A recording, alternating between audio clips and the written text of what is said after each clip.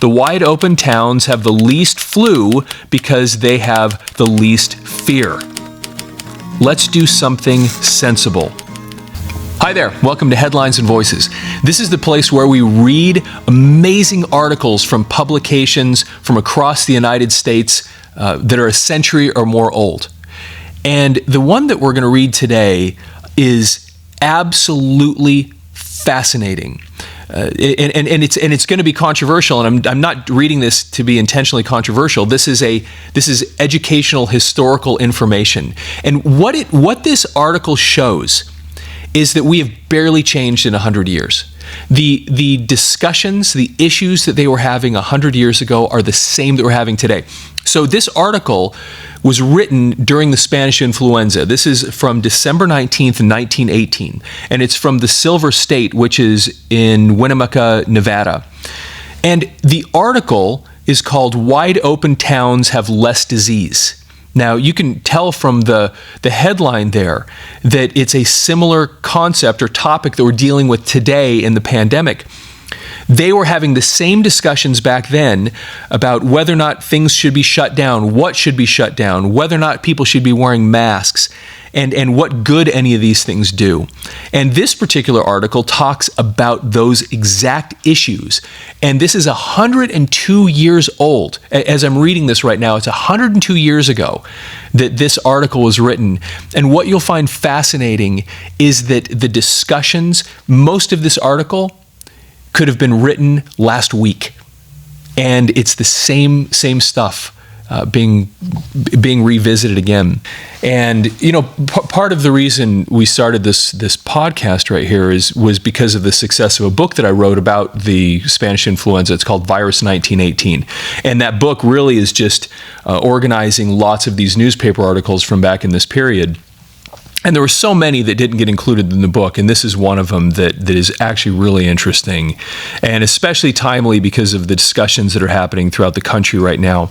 So anyway, I hope you enjoy this. And once again, if you like this kind of thing and you like American history and learning this stuff, please like this video, follow our channel, and of course, leave comments down below.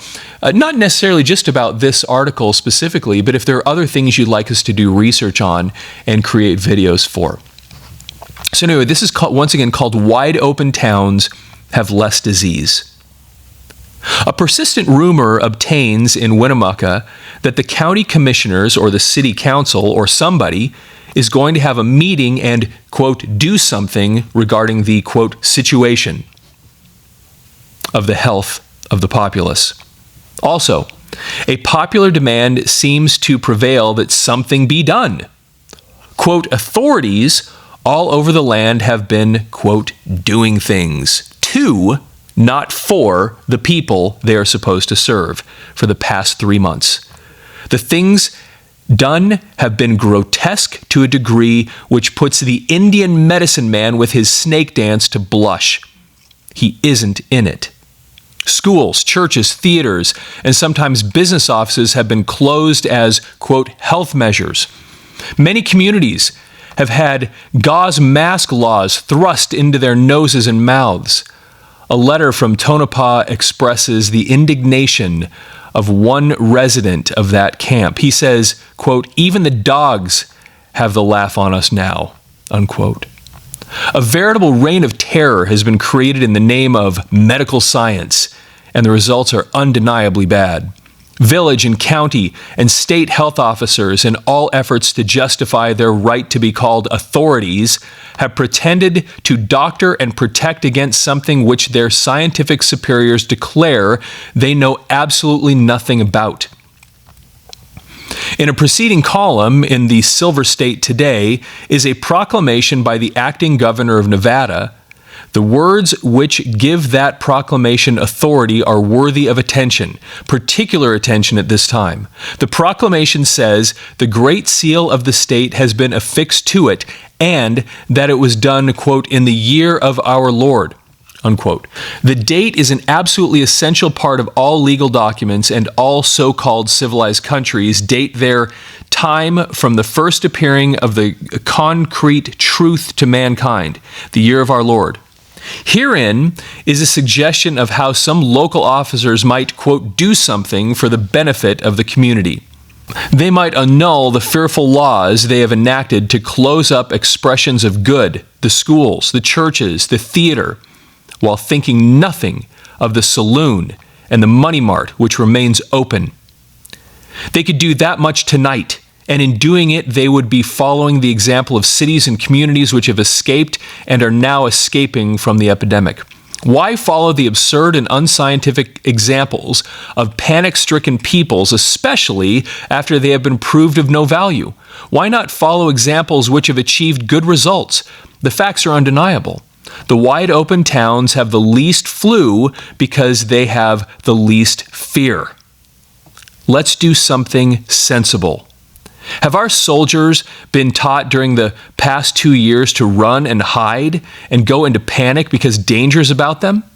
In any condition of life. Now the reason they're bringing that up right now, of course, is this. The Spanish influenza was happening around the same time as World War I, and they're just making the point here that have we taught our soldiers to run and hide when there's danger? So that was just a recent thing that they could relate to.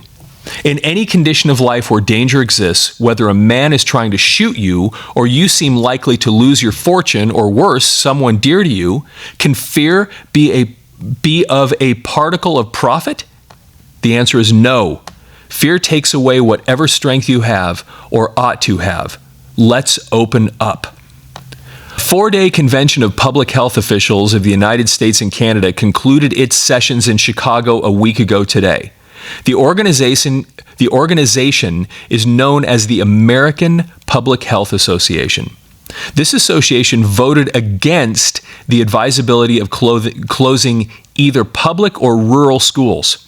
The chairman, Dr. W.H. Hill of Minneapolis, president of the Minnesota State Public Health Department, said, quote, "The consensus of opinion I have met with here and elsewhere is that the advisability of closing schools for this influenza does not exist," unquote. Dr. James W. Inches, health commissioner of Detroit, Michigan, said regarding masks that they were pure fakes as a mean of halting influenza, and declared that the closing of motion picture theaters, churches, etc. had not proved to be of benefit. The San Francisco Bulletin of last Tuesday contains a comprehensive article quoting many medical men of highest prominence. We copy a small part. Dr. Woods Hutchinson of Boston, on a recent visit to California, said the closing of all public meeting places was, quote, "a relic of barbarism," unquote, with no value whatever. Dr. C.F. Buckley of San Francisco said, quote, "The meshes of a mask are amply sufficient to admit 1 million a second of the microbes without ever having touched the thread at all. The mask, so far as it goes, interferes with the breathing of the individual. Therefore, it lowers the vitality and is not only useless, but absolutely harmful," unquote. Surgeon General Rupert Blue of the United States Public Health Service has made this statement, quote, "With no agreement as to causes, no specific preventative has yet been authoritatively announced. The coming of cold and inclement weather will cause disease to appear in some places. There is practically nothing that can be done to prevent its spread unless it be to build an exceptionally high Chinese wall around places where it exists," unquote. In the city of Washington, Dr. H.F. True, after returning from San Francisco, where he had gone at the request of the mayor of Washington to study methods, submitted a report against wearing influenza masks. According to Sacramento newspapers, the report of the California State Board of Health will say that the epidemic, quote, "comes and goes, masks or no masks, just about the same in one town as in another, except that in those where masks have been worn, the disease for some reason has been more virulent," unquote. The Sacramento Bees refers to the use of masks as a farce. The Los Angeles Times, after thoroughly going over the whole question, has this to say, quote, "After 7 weeks of experimentation, no one can say, be he professional, expert, or unread layman, that the wearing of a single mask the closing of a single theater, the prohibition of the call to prayer, or the concentration of our thoughts upon the flu has averted a single case of the disease or saved a single life. The real sufferers are the men and women whose incomes have been stopped, whose businesses have been all but ruined," unquote. Dr. E. Kennedy, Secretary of the Colorado State Board of Health, declares that, quote, "the mask has proved ineffective in Denver," unquote. This report is in line with word from other sections of the United States to the effect that increased cases came where enforced wearing of masks had been tried. The Health Board of New York considered the matter of mask wearing but did not adopt it. In New Orleans, the same course was taken. In both places, leading doctors opposed the idea. The Salt Lake Tribune says, quote, "Yesterday, Salt Lake physicians went on record as following in the footsteps of leading health authorities of the United States in their condemnation of the use of the muzzle as likely to become a positive menace," unquote. Dr. J.N. Hurdy, State Health Commissioner of Indiana, says, quote, "Masks are useless, deleterious, and unnecessary. Dr. Hurdy's opinion carries great weight from the fact that he is a health official of national reputation and an authority on public health." Dr. F.L. Kelly, in charge of the state.